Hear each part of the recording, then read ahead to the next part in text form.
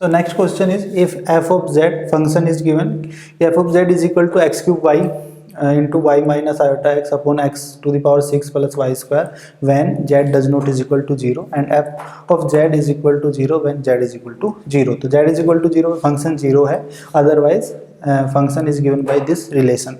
तो करना क्या है, then discuss df by dz at z is equal to 0. तो z इज इक्वल टू 0 पे फंक्शन डिफरेंशिएबल है या नहीं है, ये हमने चेक करना है. So the solution is, simply हम क्या करेंगे कि जो लिमिट्स हैं वो पाथ इंडिपेंडेंट है या फिर डिपेंडेंट है वो चेक करेंगे. So first, if z tends to 0, तो क्या है कि जो z है वो 0 को अप्रोच कर रहा है. So let's take along the radius vector. Along the radius vector हम वैल्यू चेक करेंगे. So the equation will be y is equal to mx हो जाएगी, एंड देन जो डिफरेंशिएबिलिटी है वो क्या लिखी जाएगी, लिमिट z टेंड्स टू 0 लिखा जाएगा यहाँ पे जो लिमिट होंगे, और जो फंक्शन होगा f of z minus f of 0 upon z. इस तरीके से जो डिफरेंशिएशन है वो लिखा जाएगा, limit z tends to 0 f z minus f of 0 upon z लिखा जाएगा. So just put the value here. So f of z क्या हो जाएगा, x cube y into y minus iota x upon x to the power 6 plus y square के बराबर होगा, minus f of 0. 0 पे क्या है, फंक्शन 0 है, तो ये तो 0 हो जाएगा अपॉन z, और z इज इक्वल टू क्या होगा, x plus iota y. So just write the values here and we will get this is equal to limit z tends to 0, f of z की जगह आ जाएगा x cube y minus iota x minus 0 आएगा वो तो, और upon में क्या है, z है. So this can be written as x plus iota y.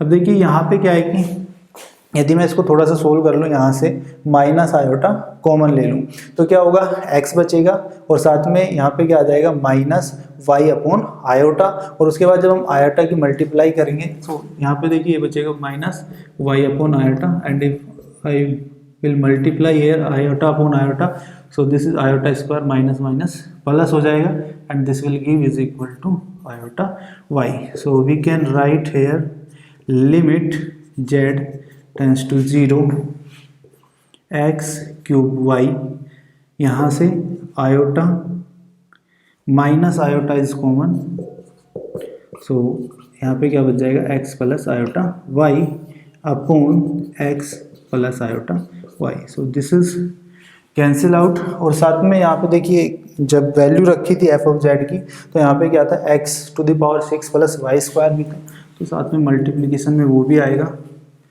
x to the power, तो इसको ऐसे लिख लेते हैं, x to the power 6 plus y square x plus iota y ये होगा, और यहाँ पे x to the power 6 plus y square x plus iota y, ये दोनों cancel out. So we will get limit z tends to 0 minus iota x cube y upon x to the power 6 plus y square. But जो path हमने choose किया that is the y is equal to mx.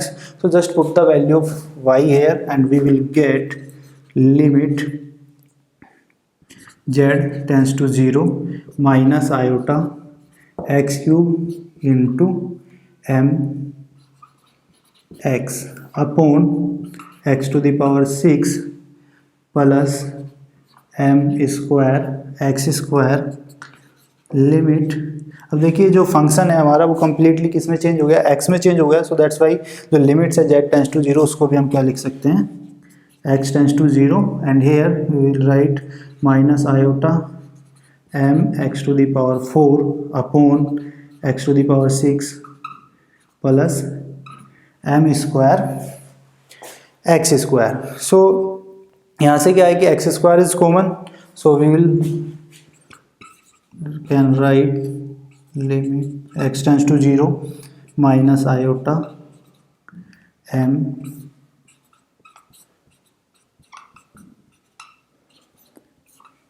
ये बचेगा। So x square is cancel, यहाँ पे क्या बच जाएगा, एक्स स्क्वायर बचेगा। And after that if you will put the value of x we will get here from 0। तो ये क्या आ जाएगा 0, क्योंकि एक्स स्क्वायर यहाँ पे अभी भी बचा हुआ है। तो यदि हम लिमिट यहाँ पे रखेंगे so what we will get, this is equal to 0 यहाँ पे आ जाएगा। आफ्टर दैट यदि हम एक डिफरेंट पाथ इसके लिए चूज करें so we will get let the another value और सेम, जस्ट चेक। सो यहाँ से इसको ऐसे लिख लेते हैं, along a different curve that is y is equal to x cube। so in that case जो लिमिट होंगी ये क्या हो जाएगा, लिमिट z टेंड्स टू 0। ये था जहाँ से हमने y is equal to put किया था, तो so we can write from here directly limit z tends to 0 minus iota x cube y upon x to the power 6 plus y square. देखिए जो हम चेक कर रहे थे ये, इसके बाद चेंज किया था, जो अलोंग द पाथ था y is equal to m x, यहाँ पे वैल्यू रखी थी। अब इसके बाद हमने क्या किया कि जो पाथ है वो चेंज कर दिया, that is y is equal to x cube. एक कर्व है उसके अलोंग हम जो वैल्यू है उसको अप्रोच कर रहे हैं। सो दैट्स वाई जो limit that tends to 0 minus iota x cube y upon x to the power 6 plus y square, ये यहाँ तक तो सेम ही रहेगा। And after that we will replace y by x cube here and we will get this is equal to limit x में change कर रहे हैं, so that's why ये क्या हो जाएगा, x tends to 0 and minus iota x cube into x cube आएगा upon x to the power 6 plus y square that is also is equal to x to the power 6 यहाँ पे होगा। So x to the power 6 ये हो जाएगा 2x to the power 6 and यहाँ पे भी x टू द पावर 6 है, सो वो cancel out and finally we will get limit x tends to 0 minus iota upon 2 और that is equal to minus iota upon 2। तो देखिए यदि हम along y is equal to x cube जाते हैं तो जो वैल्यू है वो क्या आ रही है, माइनस आयोटा बाई 2 आ रही है। और यदि along a line y is equal to m x हम जाते हैं तो जो वैल्यू है वो क्या आ रही है, 0 आ रही है। तो दोनों ही पाथ के अलोंग जो वैल्यू है वो हमारी डिफरेंट है। So that's why we can say कि the function f of z is not differentiable at point z is equal to 0, because जो वैल्यू है वो पाथ पे डिपेंड कर रही है। So that's why f is not differentiable here. So next topic है हमारा analytic function and the definition of analyticity of a function is function f of z is said to be analytic at a point z naught if it is differentiable not only at z naught but also at every point at some neighborhood of z naught। that means केवल z naught पे ही differentiable नहीं होगा बल्कि उसके neighborhood में जो points होंगे वहाँ पर भी differentiable होगा function। so जो function होगा f of z हमारा जो होगा function वो कहलाएगा analytic function। अब जो function है f of z वो एनालिटिक होगा इन ए डोमेन D यदि डोमेन के जो पॉइंट्स हैं सभी पॉइंट्स पर वो फंक्शन एनालिटिक हो। और ऐसा जो फंक्शन है जो एनालिटिक फंक्शन है उसको हम एक्चुअली रेगुलर फंक्शन भी बोलते हैं, रेगुलर फंक्शन भी डिफाइंड किया जाता है। इसके साथ ही एक और टर्म हम डिफाइंड करते हैं दैट इज एंटायर फंक्शन यहाँ पे। तो एंटायर फंक्शन क्या होगा कि यदि जो फंक्शन है हमारा f ऑफ z वो पूरे कॉम्प्लेक्स प्लेन में एनालिटिक हो, that means at every point of complex plane वहाँ पे वो एनालिटिक हो, तो उस केस में जो फंक्शन होगा वो हमारा कहलाएगा एंटायर फंक्शन। और एक और टर्म यहाँ पे हम डिफाइन करते हैं दैट इज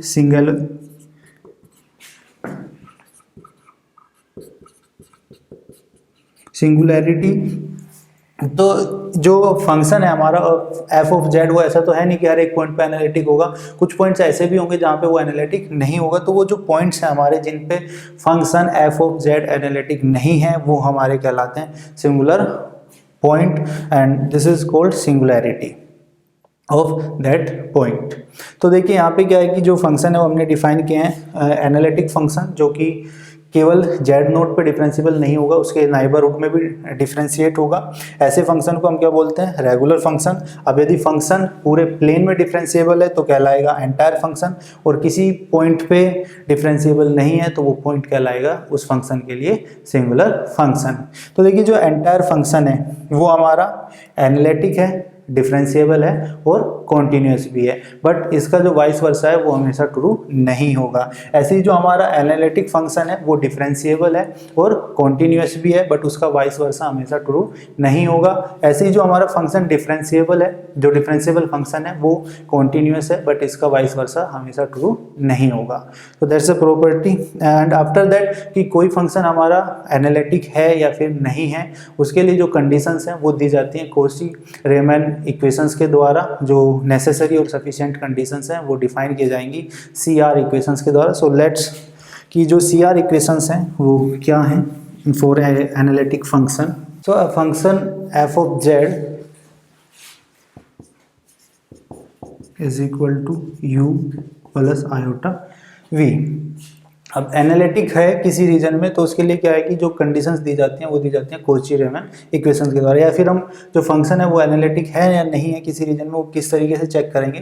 तो with the help of CR equations. और CR इक्वेशंस क्या है? नेसेसरी कंडीशंस है इसके लिए कि del u by del x is equal to होना चाहिए del v upon del y के, और del u by del y is equal to होना चाहिए minus del v upon del x की। ये नेसेसरी कंडीशन है। और साथ ही जो सफिशिएंट कंडीशंस हैं that is del u by del x and del u by del y, del v upon del x, del v upon del y are continuous function of x and y। तो ये necessary condition और ये sufficient condition. तो यदि किसी function कोई function f of z analytic है तो उसको ये दोनों कंडीशन सेटिस्फाई करनी होगी, तभी हम कह पाएंगे कि जो फंक्शन है हमारा वो एनालिटिक है किसी रीजन में। So let's take some example related to this, but before that जो डेरिवेटिव होगी f ऑफ z उसको हम किस तरीके से लिखेंगे? Derivative of f of z, f dash of z is equal to can be written as del u by del x plus iota del v by del x, or we can write f dash of z is equal to del v del u by del y minus iota del v by del y। तो इस तरीके से जो है हम derivative check कर सकते हैं, कैलकुलेट कर सकते हैं। f dash of z is equal to del u by del x plus iota del v by del x का यूज करके या फिर इस फॉर्मूले का यूज करके। इसके बाद let's take example related to this. Derivative of f z is written as f dash z is equal to del u by del x plus iota del v upon del x और del v upon del y minus iota del u upon del y। इस तरीके से जो है differentiation हम define कर सकते हैं। Now let's take a example related to this कि जो फंक्शन है हमारा वो एनालिटिक है या नहीं है। तो the question is determine whether 1 upon z is analytic और not. So we will check it with the help of CR equations. So first let w is equal to 1 upon z, where z is equal to है x plus iota y। तो w is equal to हम क्या लिख सकते हैं? w is equal to हो जाएगा 1 upon x plus iota y लिख सकते हैं, और we can multiply by complex conjugate। So we can write w is equal to x minus iota y upon x plus iota y into x minus iota y. This will give x square plus y square. So this is equation number 1, and after that this will be is equal to u plus iota v. This is 1 and this is 2. U plus iota v, that means the real part and the imaginary part. So just compare it from equation 2 and we will get the real part comparing 1 and 2। तो देखिए जो real part है u is equal to क्या आ जाएगा यहाँ से? x upon x square plus y square के बराबर होगा, x upon x square plus y square equation number 3। ऐसे ही जो इमेजिनरी पार्ट है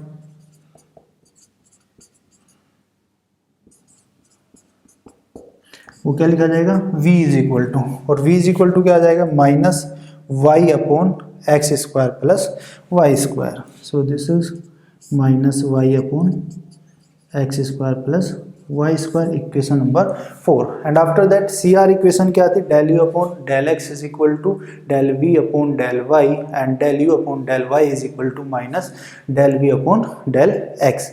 सो जस्ट डिफ्रेंशिएट इट, u और v को डिफ्रेंशिएट करना है with respect to x and y, partial differentiation.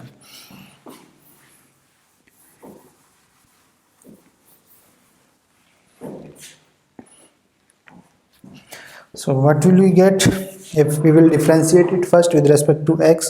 So ये आ जाएगा del u by del x is equal to, यहाँ पे क्या है, x upon x square plus y square. So if we will differentiate it, this is square and this is x square plus y square as it is। x को differentiate करेंगे 1 आ जाएगा, minus x as it is रहेगा, numerator as it is, और जो denominator में है x square plus y square उसको हम डिफ्रेंशिएट करेंगे। सो दिस विल गिव 2x, ये आ जाएगा। So this is minus 2x square and this will give plus x square, from here will get minus x square plus y square upon x square plus y square to the power 2, ये आ जाएगा del u by del x. Now if we will differentiate it with respect to y, what will we get, again देखिए ये तो constant है इस बार, तो ये क्या हो जाएगा, x square plus y square,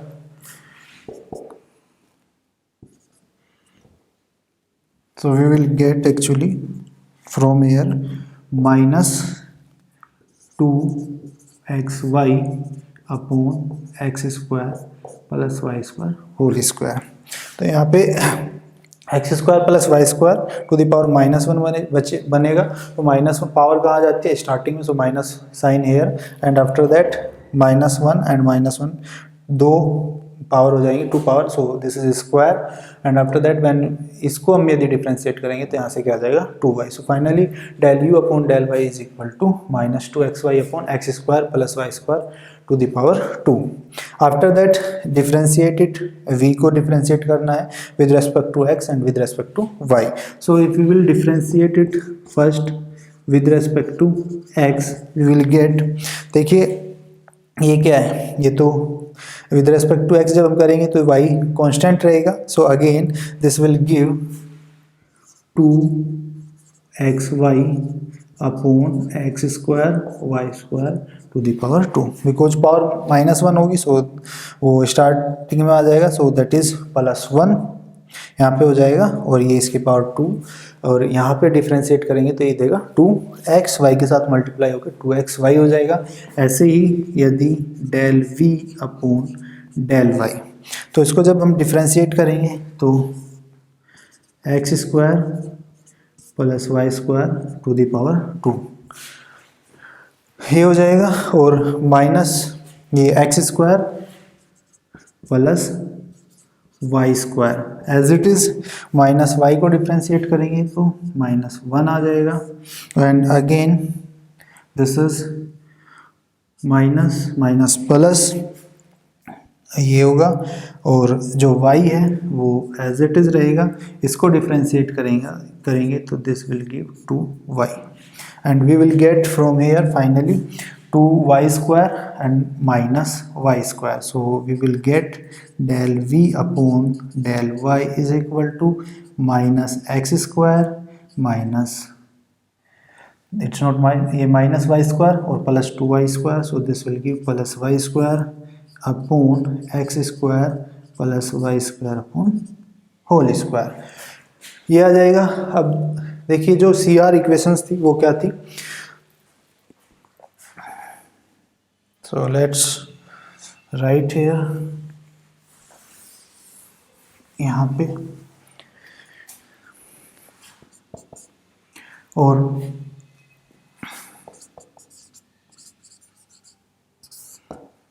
del u upon del x is equal to del v upon del y। ये फर्स्ट इक्वेशन था। देखिए यहाँ पे सेटिस्फाई हो रहा है या नहीं हो रहा है। Del u upon del x ये है हमारा, और साथ में del v upon del y ये। सो दोनों इक्वल है, सेम है, तो ये सेटिस्फाई हो रहा है। ऐसे ही जो सेकंड इक्वेशन था वो क्या था, del u upon del y is equal to minus del v upon del x। अब देखिए del u upon del y ये है minus 2xy upon x square plus y square to the power 2, और del v upon del x क्या है, 2xy upon x square plus to the power 2। So minus sine का difference है, तो ये भी इस इक्वेशन को सेटिस्फाई कर रहा है। और साथ ही जो हमारे फंक्शंस हैं, मतलब del u by del x, del u upon del y, del v upon del x और del v upon del y, ये सभी क्या है, कॉन्टीन्यूस फंक्शन है एक्स एंड वाई के। सो दैट्स वाई यहाँ पे नेसेसरी और सफिशिएंट कंडीशन दोनों सेटिस्फाई हो रही हैं।